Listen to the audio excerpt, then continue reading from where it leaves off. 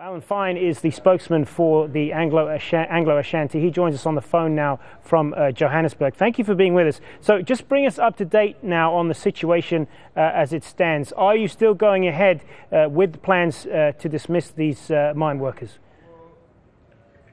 Well, as you said, the deadline for the ultimatum that was set was at noon today, which was about 7 hours ago. However, it is a somewhat drawn-out process that needs to be gone through in order to process dismissals, including an appeals process and the like.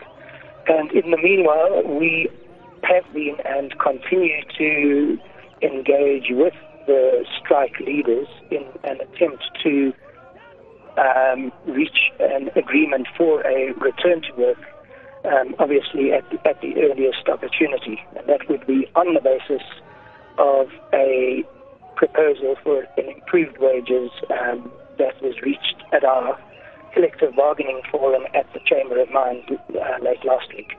So there is some type of dialogue still going on with the mine workers. What is the basic impasse right now? Is it just overpay and conditions? That is essentially what it has been about, certainly on the surface, and we do think that the improvements we've offered, which incidentally do come in the middle of an already existing wage agreement, where we've made adjustments based on some provisions in the agreement reached in mid-2011,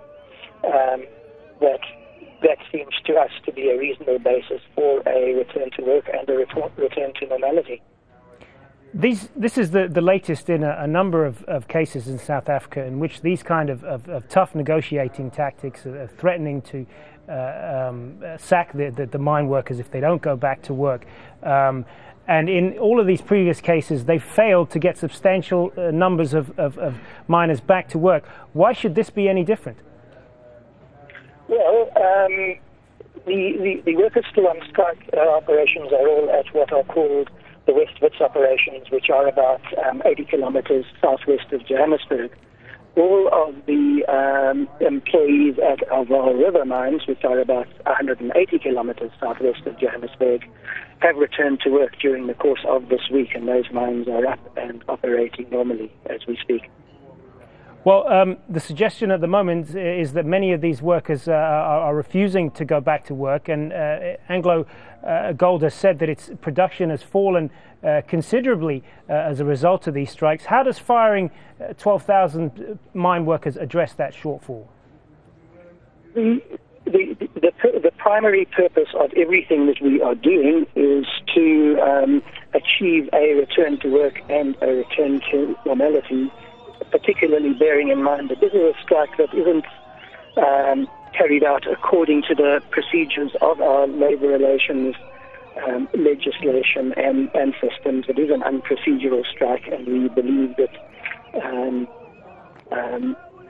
the conditions that have been set are appropriate for a return to work, and obviously normal collective bargaining on a new agreement is scheduled to take place early next year. All right, Alan Fine from AngloGold Ashanti in Johannesburg. Thank you very much for your time.